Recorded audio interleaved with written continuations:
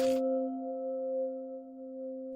afternoon, Matt, and here is Mochi the cat, and here is my dad's hairdo, which is really bad. So those who are listening to the podcast are not seeing the visual. Yeah. During the inauguration speech, my children did my hair. Yeah. Uh-huh. And turn around so the people who are watching see the ponytail. Oh, yeah, ponytail. And there's like a bunch of ponytails. There's like one coming out from the side, and the other It side. kind of and looks one up, tough, and then Bill. So It kind of looks That's ponytails. like, yeah. oh, I mean, it could almost be a cultural appropriation type situation. well, Yeah. you can take that up with my stylist. Yeah. Wait, what does he want to take up?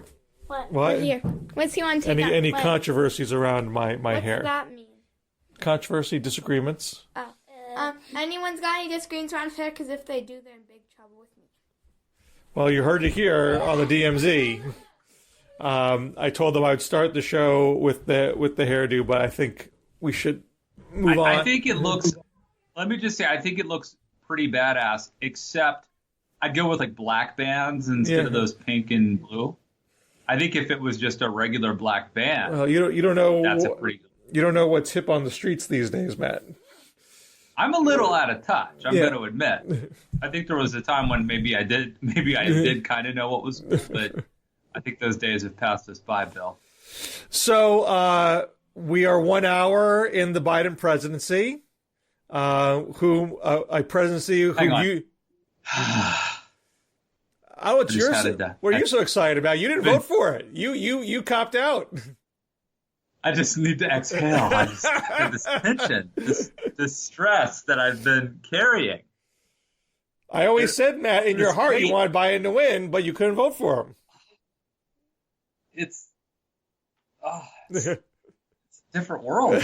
Bill, it's quieter. Food tastes better. Air smells fresher. So did Biden do in his inaugural address what you wanted him to do?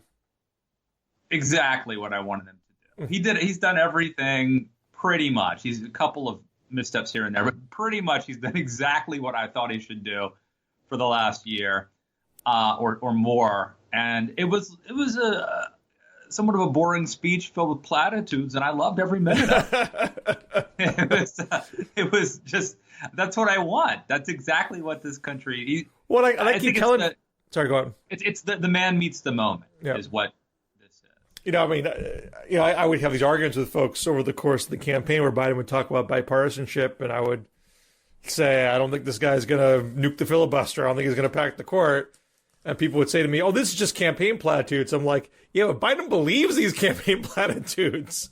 He's not just checking boxes. This is very much ingrained in his soul. And he's been saying these things for an exceedingly long time. And I think when you give the platitudes with sincerity and feeling, they have a much different resonance than if you're just, mouthing the words some speechwriter gave you. Yeah, no, I think that's true. I also think the platitude, this is a point others have made on Twitter. It's not original to me, but I think it's true. The platitudes, in the context of Donald Trump, saying platitudes means something. Like, it's not just words.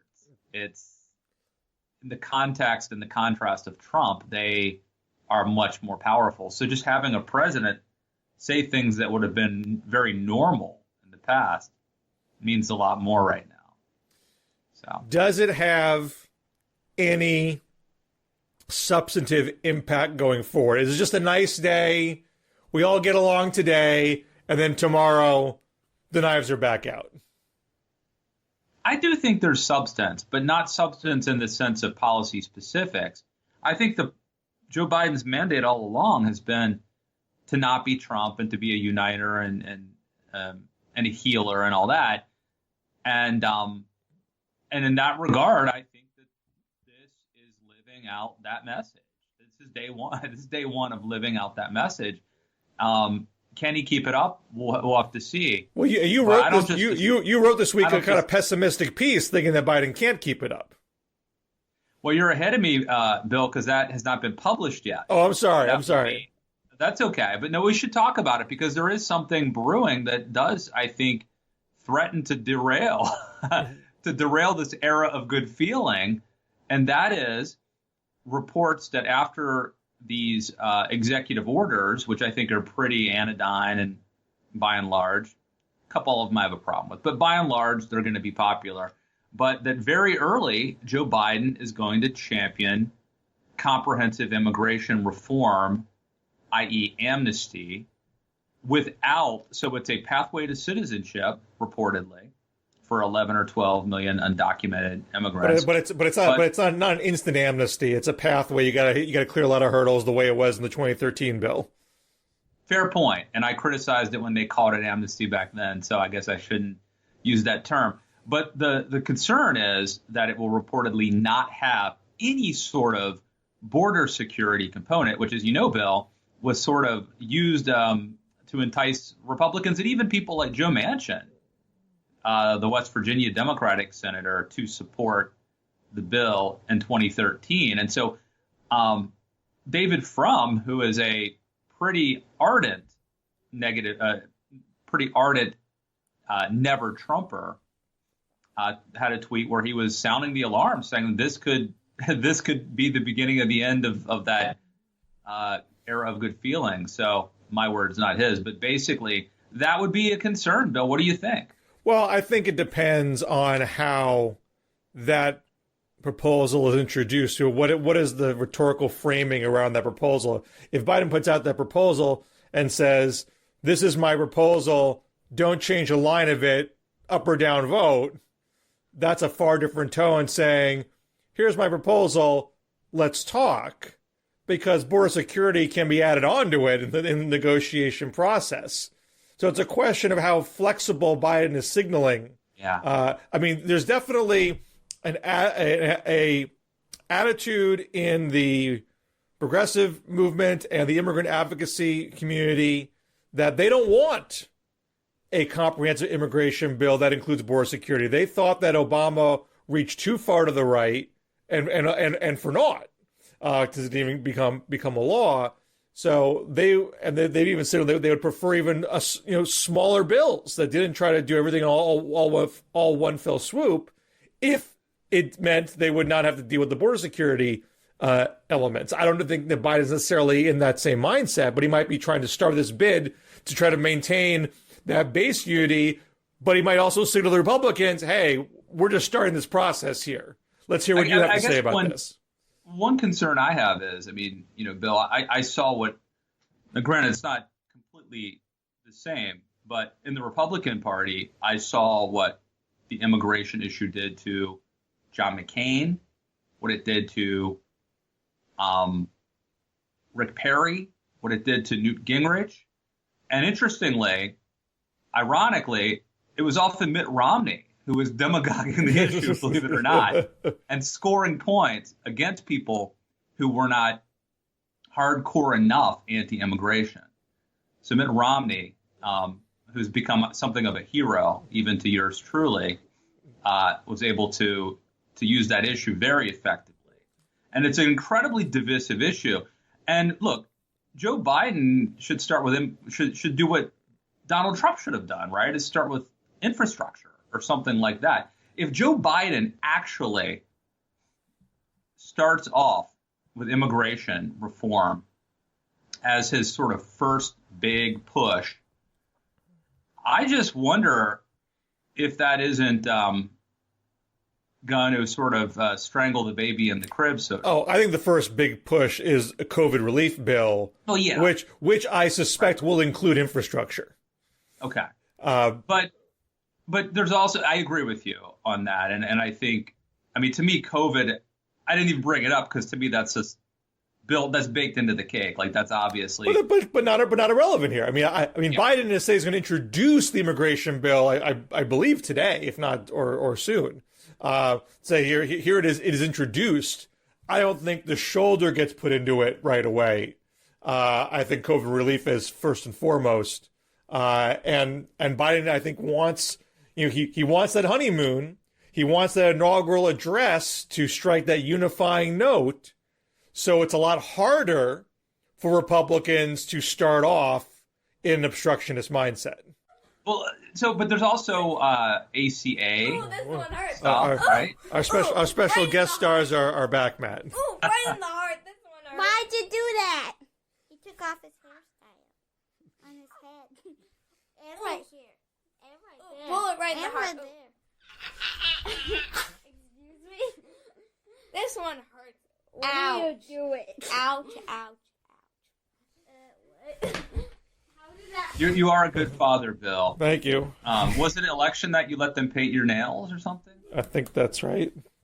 It all becomes a blur after a while. You're a good dad. You're a good dad. This is, Bill, and I'm sure you think about this sometimes, hopefully, but in 5 or 10 years, they're going to be, they're not going to want to hang out with dad, probably, I'm gonna refrain commentary about what that moment's gonna feel like. Cat's in the cradle. You know what I'm saying? I remember one time I was walking down the street when they were very, very small, and I think they were yelling at me, and some guy rolled down his window and was like, "Enjoy it now while they still like you." There's truth in that, man. Anywho, what do you make of the, sort of split screen of Trump skipping town early, but Pence, Roy Blunt, Roy Blunt even made a very thoughtful comment about Obama's Amazing Grace speech after Garth Brooks sang Amazing Grace. If you call Obama sang Amazing Grace after the Charleston massacre. I think I liked Obama's version better. There's an argument there. Although, the version that always sticks in my head is Marion Barry. When Marion Barry won election after he was imprisoned, he sang Amazing Grace. And I was living in D.C. at the time, so that always stuck in my head. Could he sing well? It wasn't really belting it out. It was more kind of a bit more spoken word. The song Amazing Grace, written by John Newton, a former slave ship captain who repented and lived the rest of his life sort of like a monk, making amends, trying to make amends. Now, did McConnell and McCarthy go to Biden to church this morning? I heard that That's what I heard. So all these bipartisan grace notes are occurring while Trump skips town. And is there meaning behind that? Is the Republican Party, the remaining Republican Party, signaling we're going to do things differently this time around than we did under Trump and under Obama? I mean, it does seem like they are. Now, will they stick with it? Does it? Does this mean we should respect them more? Those are different questions. But you asked me, are they signaling? And I think that you have to say yes. Yes, they are. Now, I wrote a piece for Real Clear Politics on Monday, speculating that if Republicans went as far as to convict Trump, because the impeachment's still out there. We still haven't had our trial. I don't think the articles have been brought over yet, unless they've happened today and I missed it. So once they get brought over, there'll be a trial. If Trump is convicted, there can then be a subsequent vote to bar him from ever running for office again. And I thought if Republicans took it that far, perhaps Trump would want to have his revenge by starting a third party. He couldn't run himself in it, but he could put up family members. He could endorse candidates. He could run candidates against the Republicans he feel betrayed him. And you would have potentially a significant political realignment that at least would hurt Republicans in the short run. I said in the piece, Republicans could adapt in the long run. But in the short run, it would be obviously a blow. And then a day after I wrote that piece, we hear in the Wall Street Journal that Trump has been talking about doing just that with his aides. And he made a comment today about he'll be back in some form, which also seems to suggest he's thinking third party. Should Republicans be terrified of the prospect and maybe say, okay, maybe we won't convict him because we don't want to piss him off too much? Or should they say, you know what?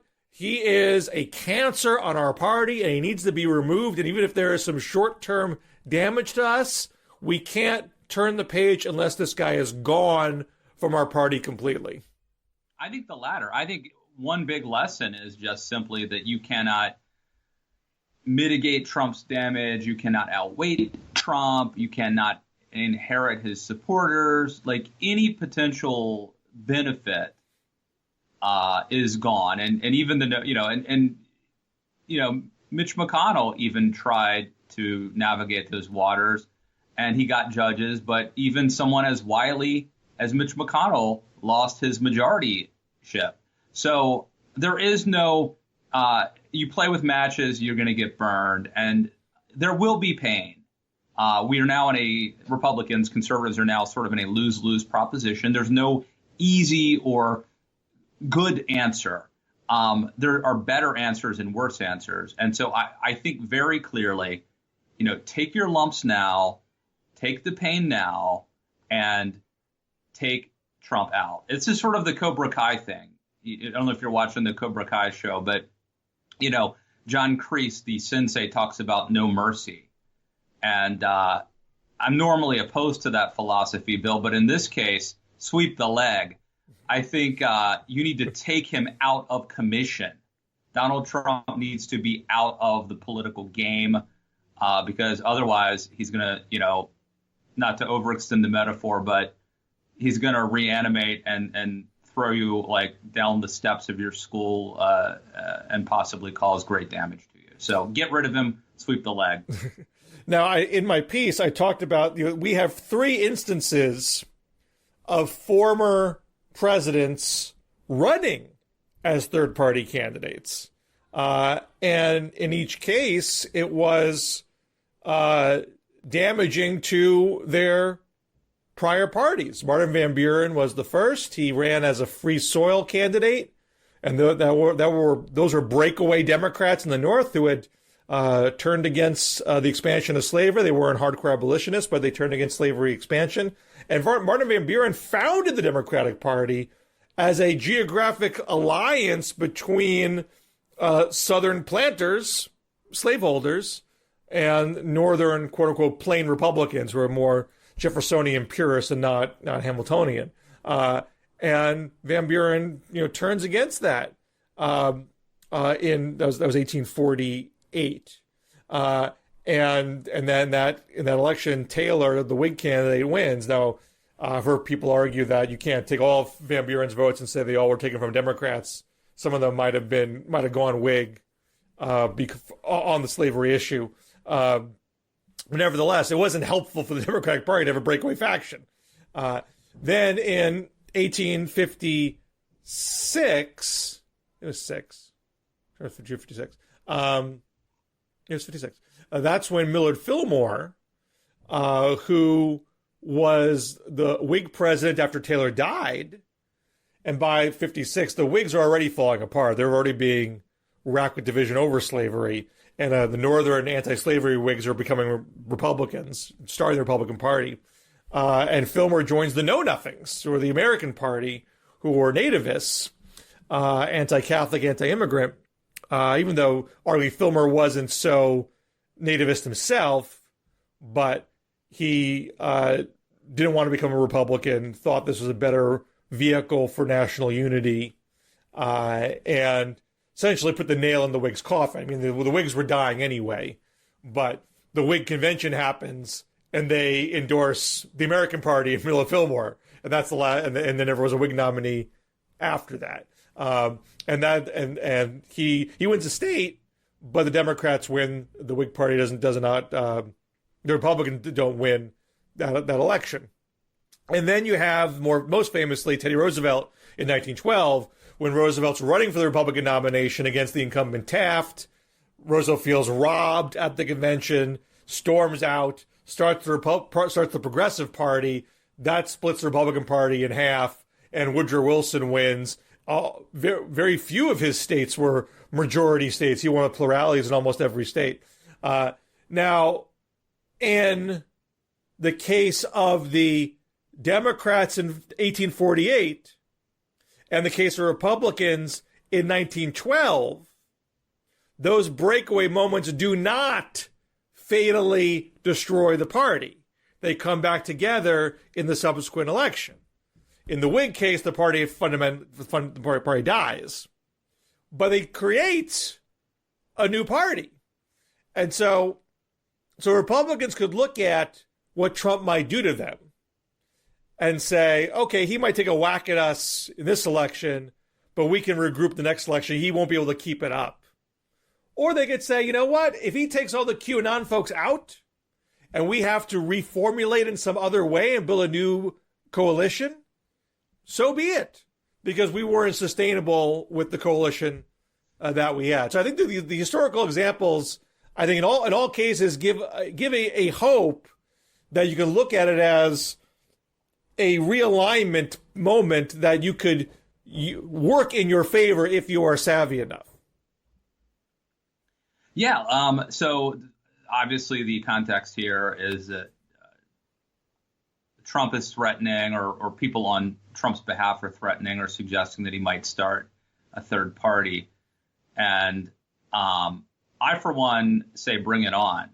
I don't think he's going to do it. I don't think it's the kind of thing Donald Trump has the energy or time to do. But I don't think it's the worst possible thing, especially if we get to keep the Republican Party. This is I've heard the argument. The infrastructure is very important to keep, and the brand, I think, despite the damage he has done to it. And so if Donald Trump were to basically purge all the bad people from this party and leave us the party, I can't imagine he would do that. That would be doing a huge favor, actually. And I think it's sort of like a divorce where you getting divorced isn't great for either party, but it's better if you get to keep the house. And so I say keep the house. I mean, it's not just the infrastructure. A lot of state laws give a lot of preferential treatment to existing parties, and it's hard to get on the ballot as a third party. So it's a harder road to start from scratch. And I've heard the argument that, Trump's too lazy. Trump can't put in the effort. So he won't bore himself with all those difficult details. And again, I say I can't get in his head. But I would think that we know he wants to stay involved. We know he doesn't want to see the spotlight. We know he likes making money. I think it's going to be hard for him to make money now. He can only sell his wares and his services to his loyalists. He's not going to sell Trump steaks to the average person anymore. He has a shrinking base of diehards. I mean, it's not nothing. It's millions of people. So you could make some money that way, but he would have to only. What if 1 million people each gave us $1 for our Patreon? I mean, that would be a lot of money. Okay, right? Let's make that happen. But I think he will see an advantage, a financial advantage, to starting a party where you can fundraise off of all of your loyalists and steer that money to a collection of businesses that you also own. And you could do that grift in a way that your diehards won't care because you've been doing that kind of grift from the get-go and they haven't been bothered by it before. So I think it is a vehicle to extend the grift and wreak havoc on the Republican Party. Wouldn't a media venture? Wouldn't a media venture do that easier without? And it wouldn't. There's no winning or losing. I mean, the problem with elections is there are actually points on the board. At some point, the game's over and you lose. But a media venture. But if he screws Republicans, he wins in his perverted, nihilistic way. I think he would screw them more not if he wants to screw them, he should stick around. By the way, a couple things I want to talk about too. One is the pardons in Ken Paxton, but we'll get back to that. Did you see that Chris Steerwalt, who has got fired from Fox News? Did you see that? This is the guy on the decision desk? Yeah. This is the guy. Very good. I know him a little bit. Our kids used to go to the same school, in fact. And he's from West Virginia, I believe. And he's been on my podcast. But he's the guy who is just really good at. I guess he's the Steve Kornacki of Fox News. And I remember in 2012 when Karl Rove tried to get him and his team to reverse their Ohio call for Obama, and he wouldn't do it, which I thought took a lot of guts, and he was right. And then this time around, Fox made that call, and they were right about Arizona, and it really hurt Trump's efforts to steal the election. And for some reason, he is fired now from Fox. Now, I don't think this guy is the top guy in the decision desk. I thought the top guy was Aaron Mishkin. I think it was Michigan. Wrong. I think it was Michigan who was the guy who had said, "I'm not going to budge on this call," but this other guy is on the team. And I don't know if Michigan is a full-time employee of Fox. I think he just comes in for the elections. This guy seems to be someone who sticks around. Whatever the case may be, the perception is that Steerwalt is fired because of that Georgia call, which he got right, by the way. So, I mean, that decision by Fox seems to suggest they're worried about their ratings loss to Newsmax and OAN, or OANN, and Maria Bartiromo, who is very irresponsible. She used to be a serious, Wall Street reporter once upon a time at CNBC, is apparently now trying out to be the 7 p.m. host for Fox News. Which used to be more relative straight news hour. Where Chris Steerwalt, who behaved admirably and got things right, is fired, and Maria Bartiromo, who behaved horribly in the past several years, is being potentially rewarded. So the incentives at Fox are all perverse, obviously, and it's a place. I talk about this all the time on Twitter, but Hayek said he was talking. I think he was talking about the Soviet Union, but in a totalitarian regime, the worst get on top. Like Stalin. Why did Stalin make it to the top and not Bukharin or something? Or even, whatever, Trotsky or something. Why did Stalin make it to the top? Because the worst get on top, and I think it's kind of the same way maybe at Fox right now, at least based on what's happening in the last couple days. Although, they have to play to the niche more than the Republican Party theoretically can. The Republican Party has to win elections, and in most cases that means winning 50% plus one of the vote. Right. Fox doesn't need to win 50%. They need to have, several million people watch their programming and, buy products from their advertisers. They don't need to be a majority network. Right. But then again,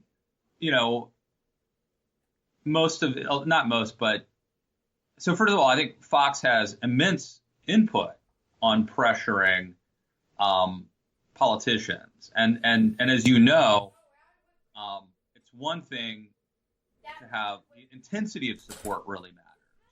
So in any event, it seems like Fox is going to be continuing to exert pressure on Republican politicians in such a way that would prevent them from doing the things that they ought to be doing if they want to get back to winning elections and being taken seriously. So let me shift gears for a little bit. Do you want to talk pardons? Or do you want to talk judges? Well, I want to talk pardons real quick. Okay.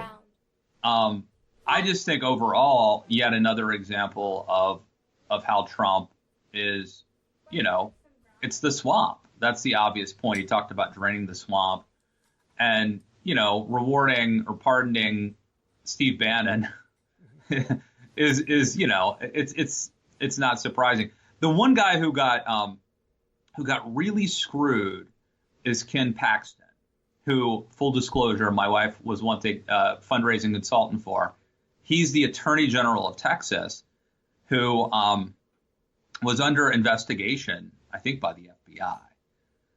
And apparently, it seems like in order to help himself out, he was seeking a Trump pardon. So he became super Trumpy. He actually got a bunch of attorneys general around America to sign a letter seeking to, overturn some of the elections. And then Ken Paxton apparently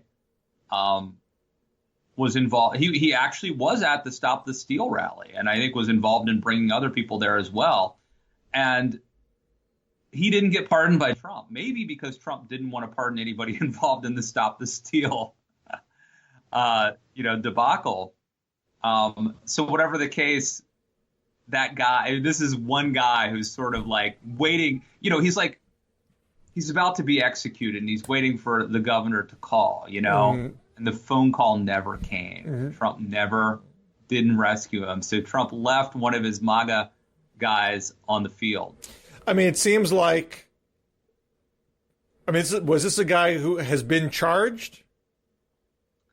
I'd have to look up the details, but okay. See, there seemed to be a reluctance to pardon anyone who wasn't charged with anything yet. Yeah. So to sort of say you were at Stop the Steal, but you haven't been charged, I'm not going to go presuming you are guilty.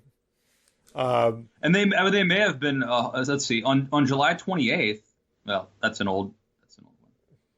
So he was indicted 5 years ago. Okay, so he has been indicted. Back. Well, that was 5 years. Back in hot water. Anyway, we could look it up. But I have heard reports about authorities waiting to make arrests, not related to Ken Paxton, but just in general, because they don't want Trump to be able to pardon people. So, yeah. Well, I'm struck by. Oh, sorry. Paxton has not been charged in any federal court. So any part would have been preemptive. So that might be why he didn't make the list. He was accused by top aides of abusing his office. And I think most of them, some of whom were highly respected in the conservative movement, quit his office and, all at once and walked out. So and this was like a couple months ago. So Trump spent a lot of energy this month on the pardons, on which of his crooked friends and allies should he pardon, and no time on judges. Hold on 1 second. No time left for you.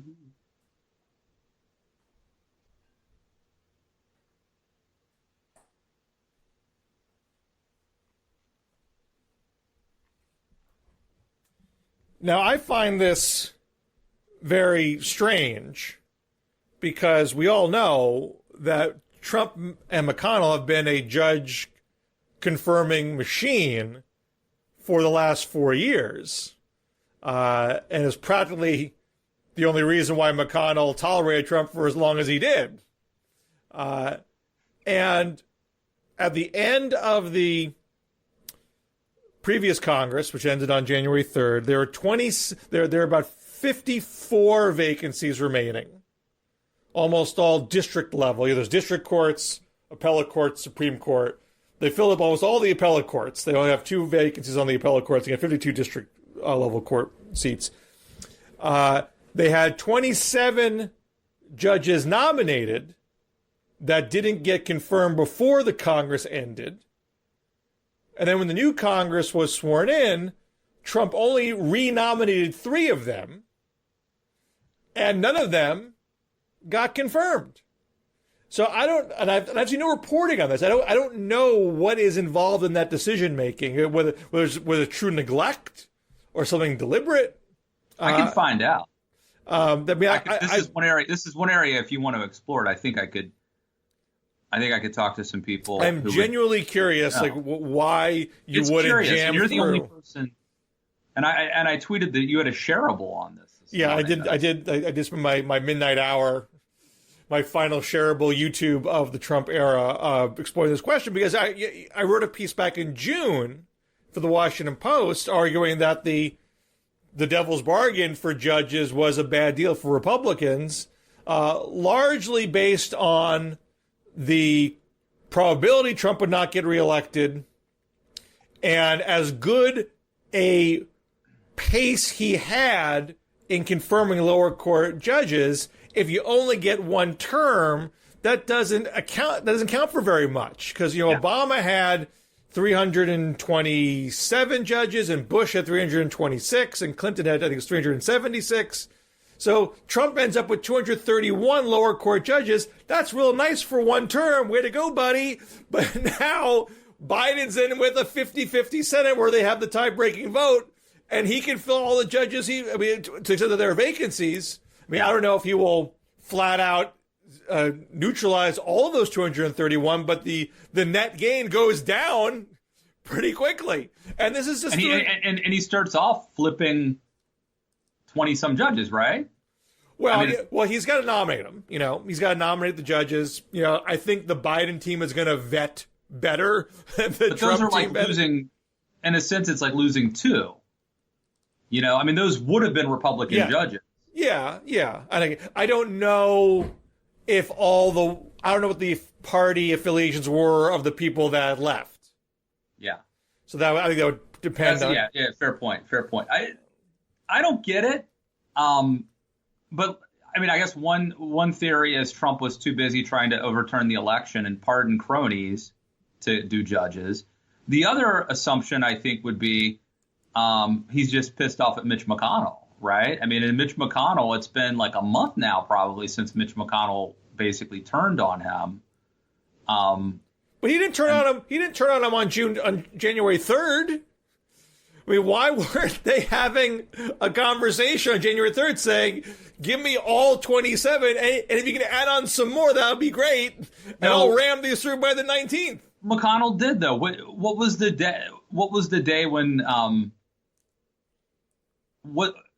What was the day that McConnell first turned on him? The insurrection's the 6th. Yeah, but didn't McConnell give a speech basically turning on him? Was it Safe Harbor Day, or I don't even know. There were like four different dates where I was like, if we just get past this date, Biden, I feel like it was like a month ago. And granted, time has gone weird. No, you're right. McConnell did already signal we shouldn't reject the electoral count before the 6th. Didn't McConnell congratulate Biden like a month ago? I would double check the date, but I think you are right. There is once again.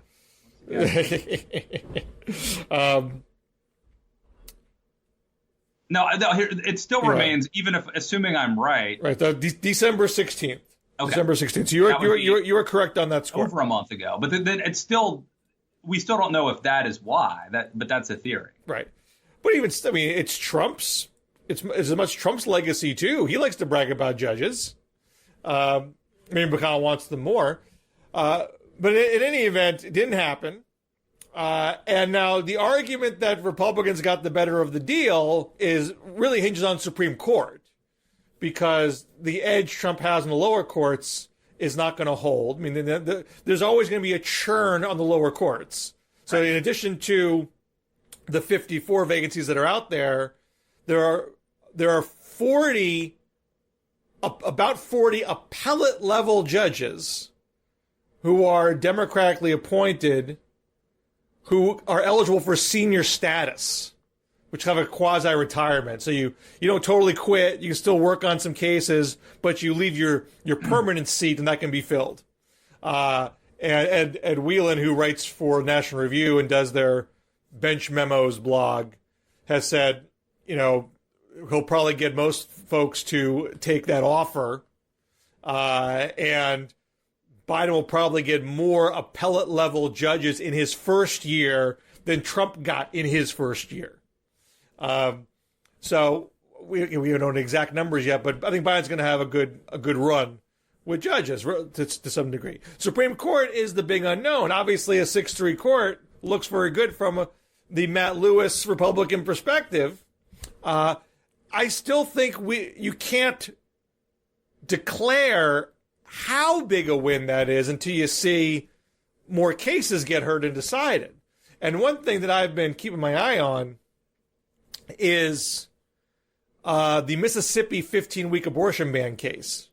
If they were going to gut Roe, overturn Roe right away, you would take that case, rule on it by June, and be done with it. And so there's a conference that gets held to decide whether to take a case. The Supreme Court punted that case 8 times. Apparently had a conference about it, I think 2 weeks ago, but didn't come to a decision whether to take it. And it was rescheduled again, I think, for this week. Forgive me if I'm not fully up to date on that, but at least they've not decided to take it yet. And they still could. I can't predict, but they could have taken it sooner, and they haven't, which suggests to me great hesitation to want to move that quickly to do something that dramatic within Amy Coney Barron's first year. And the slower they move, the more chance that someone retires or somebody dies and Biden gets to fill that seat. Yes, we shouldn't discount the notion that things change, right? And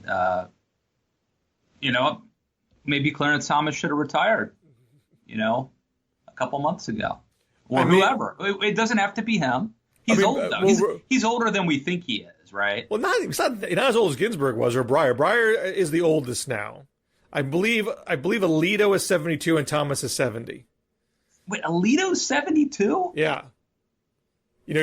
Thomas has been there forever because he got named when he was 12 years old. So. All right. But, so there's no obvious reason to assume they're in poor health. There's no obvious reason to assume they can't be on there for another 10 years. But no one knew Scalia was going to have a heart attack. You don't know. And Roberts has had his health problems too.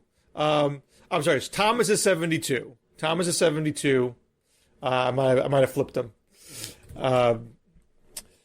Alito feels younger also. Alito seems younger. Well, because he's been there for a shorter period of time, and they both seem fine.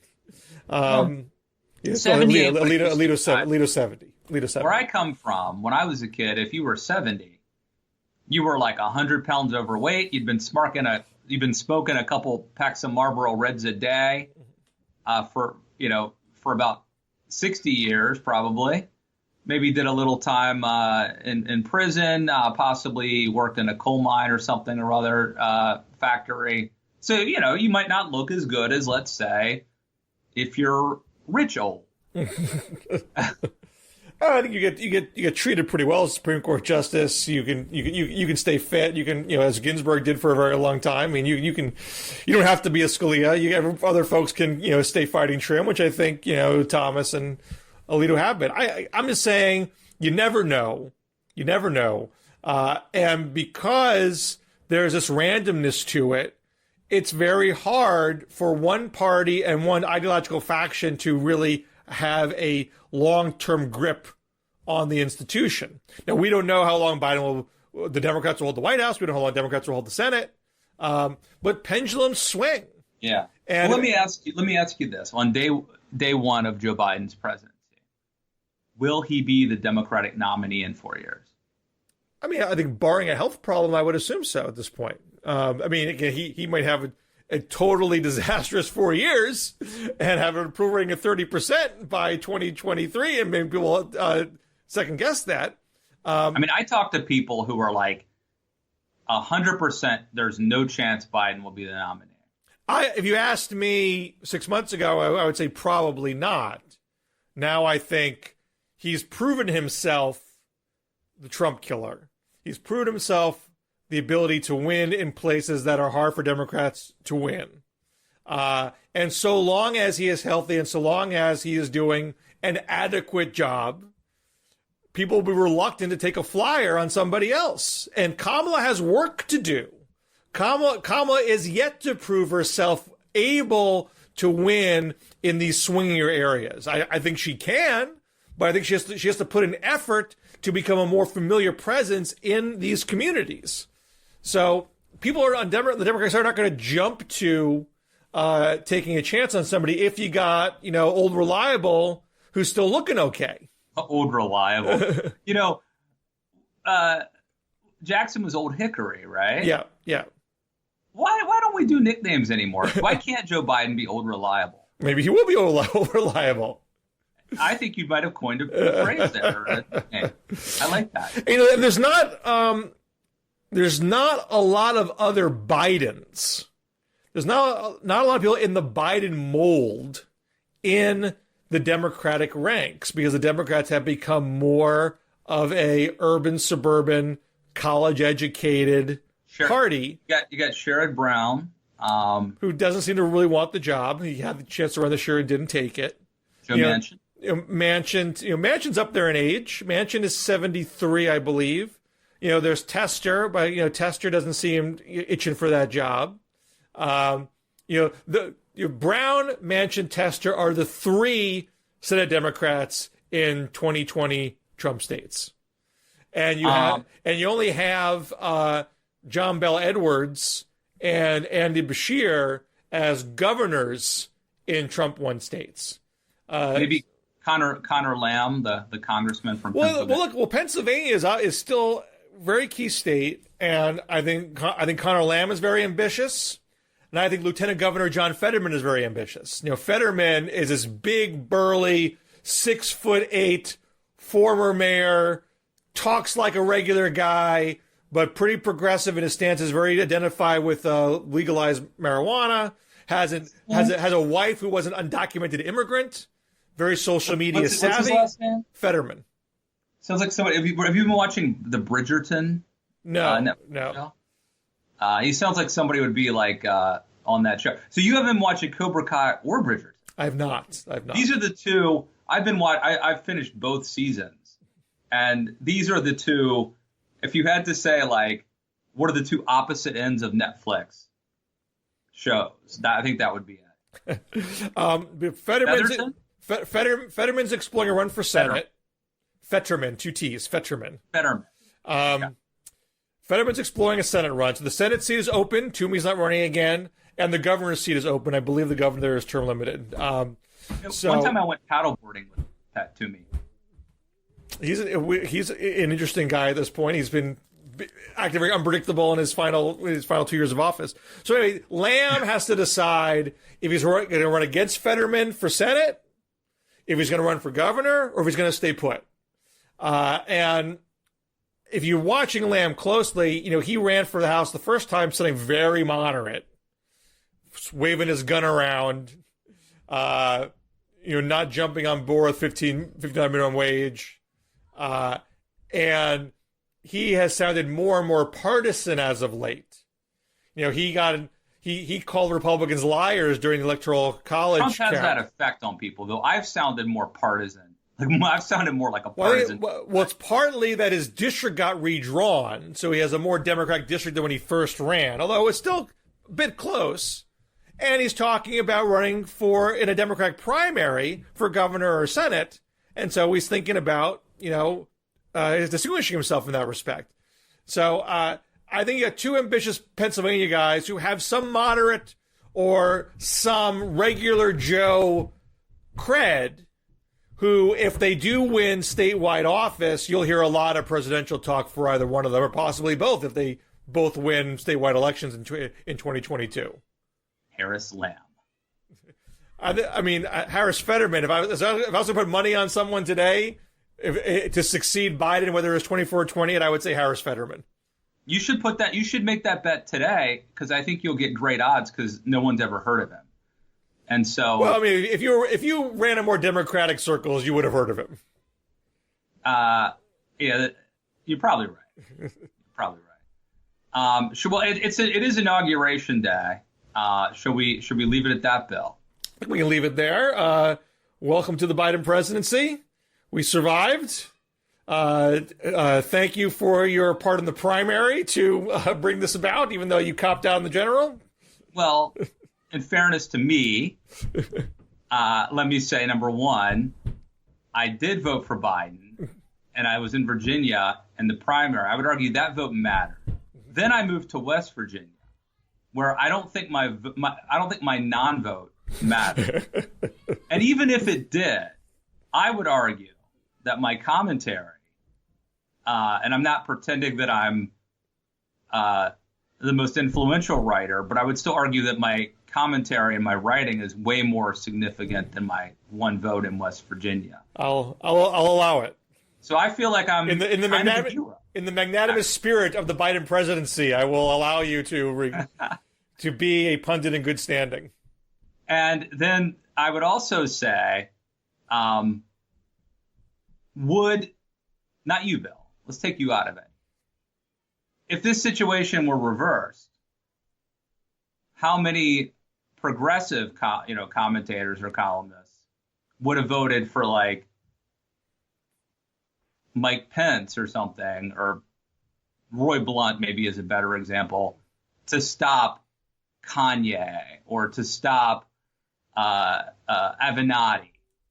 And we won't. I don't know the answer, but it's tough. It's tough going against your team. And again, I don't like to use the word hero when I describe myself, but other people have said that. I mean, it would depend on the specifics of the candidate, how corrosive to the fabric of democracy that candidate was portraying themselves as. I mean, Huey Long, was a dictator of Louisiana. Pretty much. That is not a guy who respected democratic norms. He did not. And we'll never know how many votes he would have gotten if he ran against FDR in 1936 because he was murdered. If FDR hadn't had him killed, it could have been really bad. But now you're spreading bad rumors, Matt. I don't think we're at a place where we can make such jokes yet. There's just too many people that take things literally. Well, I read that on a Reddit thread, Bill, so it has to be true. All right, we made it. We survived. Congratulations. I'm sorry. And we'll see you in the DMZ next week. All right, take care.